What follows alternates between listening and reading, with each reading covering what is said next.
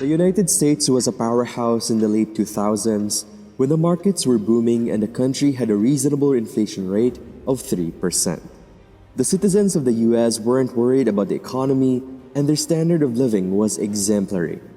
People could afford the luxury and they were living the American dream. Well, things have changed. The inflation rate has now tripled to 9%. This is the result of decades of economic recklessness. Now, the markets are in panic, and yes, they are vulnerable. The question is not whether or not a recession will occur, but when will it occur? Behind every bull run, something is fueling it, and is no different for recessions. So what is the perfect economic storm that the US market is about to collide with? With the collapse of several major banks and the skyrocketing prices of houses, it is pretty much clear that the US economy has entered a deep downward spiral. With each passing second, the US is nearing a meltdown. And trust me, what's going to happen is just inevitable. This economic storm began forming its mighty physique during the year 2008. This was a year of the Great Recession. This was a period when banks made fortunes betting on the housing market. As soon as the gamblers began to catch up with them, the house price plummeted, and the United States plunged into a recession. The effects of this recession did not just affect the United States, they also spread all across the world. This made something crystal clear. The US economy was the backbone of the entire global financial system. This crash nearly destroyed the economies of several countries, including Greece, and as the US fell, it pushed others into grave danger, which came in a form of poverty. Now, the world is a lot more dependent on the US than it was then, so a recession now would just be catastrophic. This economic storm would be more devious than any other crash in history. It would be the perfect economic storm.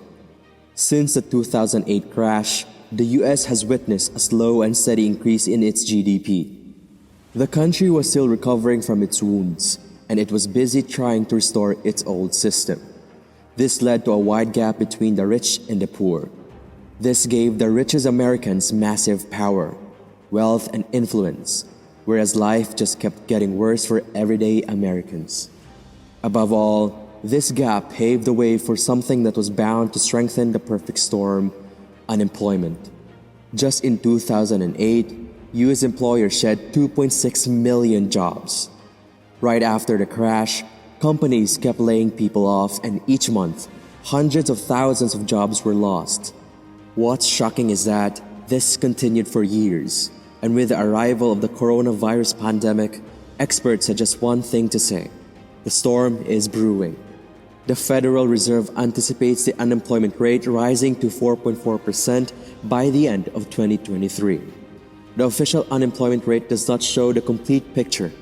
This is because individuals who have given up looking for work are not considered to be unemployed, whereas part-time employers or freelancers who might just find 1 hour of work per week are considered employed. According to the Ludwig Institute for Shared Economic Prosperity, the actual percentage of Americans who are fighting unemployment or underemployment is close to 22.3%. The Rust Belt, which is located in the middle of America, used to be a thriving part of the nation. The whole of America worked together and propelled the country forward. There was a plethora of job opportunities, and the United States' industrial strength was at its peak.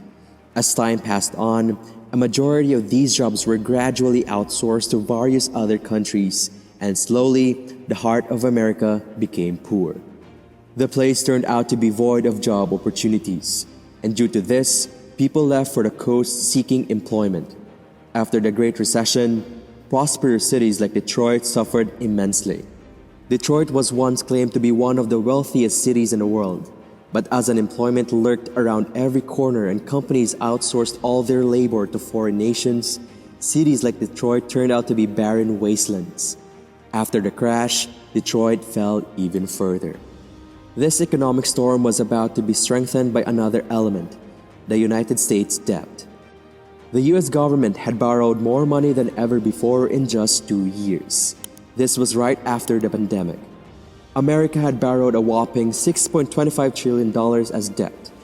Lockdowns were indeed destructive to economies, and the only solution for American politicians was to print more and more money. A small boost of money is understandable, but this time the US went a bit too far. They went eccentric. They printed money by destroying the savings of their entire population. There were about $4 trillion in circulation before the pandemic.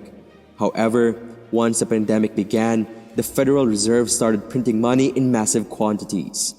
After a year in 2021, the amount of money in circulation was about $18 trillion. The US government printed 40% of all US dollars in a short period of a year. What happened next was not surprising. This massive printing of money had massive effects in return. The first one would be the most obvious and dangerous of these: inflation. Inflation can be one of the primary things fueling the economic storm we foresee. Let us take a look at the inflation rate before the pandemic. Well, before the pandemic, inflation hovered at about 2%. Isn't that a healthy inflation rate? But soon after the pandemic, inflation rates soared and reached a rate of about 8%. Right after the rise of inflation, the unemployment rates went back down. The stock market boomed, and the S&P 500 index nearly doubled. This was because the country was open again after crossing the pandemic hurdles. Little did anyone know that they were about to face their real hurdles anytime soon. It appeared that the country's economy was improving and that things were returning to normal. It even seemed as if the massive inflation was just something of the past. The massive amounts of debt taken on by the US government and the money printed gave the country its bubble. This was something the US created, and there seemed to be more money in circulation, and its value had not fallen yet. This is where the problem started to come back, and this time, they were harsh. The first time that came reminded the United States of its history: the Great Recession. The housing market began to crumble. House prices and rents kept soaring, making accommodations a luxury for the average American. There was a lack of houses to rent, and from 2014 to 2018, rental unit numbers dropped by 500,000 in the United States. Since the prices increased across the United States, so did the cost for landlords. This led to even more rent, and believe me, rent was just a small part of this great picture. Inflation and cash printing just kicked in all along, and prices soared.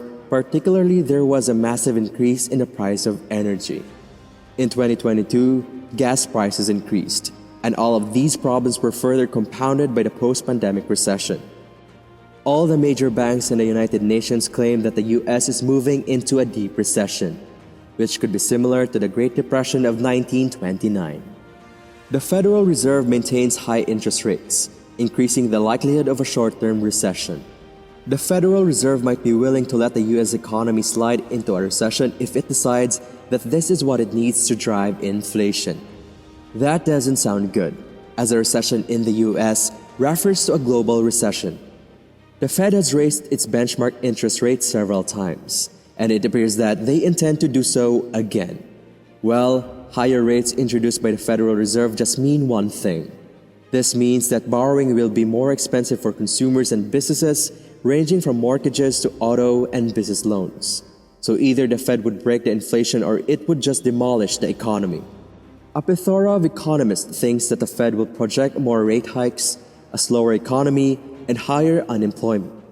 Economists say that there is a 7 in 10 likelihood that the US economy will slip into a recession the following year. The US will not just face a recession when it occurs, but much more than that, and will most likely rupture its economic backbone. Economists have made such estimates based on slashing demand forecasts and trimming inflation projections in the wake of a massive interest rate hike. The inflation, which is measured by the Fed's gauges, which are the Personal Consumption Expenditures Prices Index and the index that strips out volatile food and energy component, is softening, but has nowhere reached the central bank's goal. This is just a temporary relief. One of the most important reasons the Fed is likely to keep such high rates for an extended period like this is nothing but the resiliency of the job market. Employment is seen to succumb when the economy weakens. Economists also project payrolls to decline steeply, and by the first quarter of 2024, the jobless rate is also expected to be at a peak of 4.9%. Economists expect a huge decline when it comes to dealings in private investment. These include spending on equipment and structures. These outlays are expected to fall 3% on average. The manufacturers of the United States are a set of people whom this economic storm will hit hard.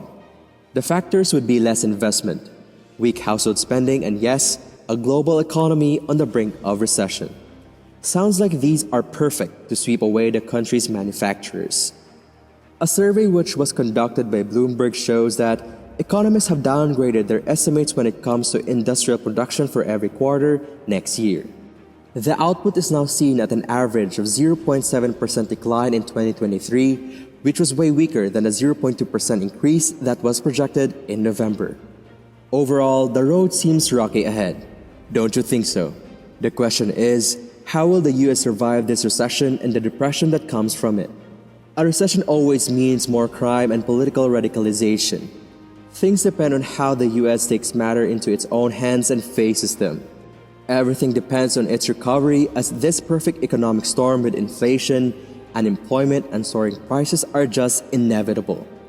The economy will hit rock bottom, and things ahead definitely do not look good for the US. All we can do is accept and adapt.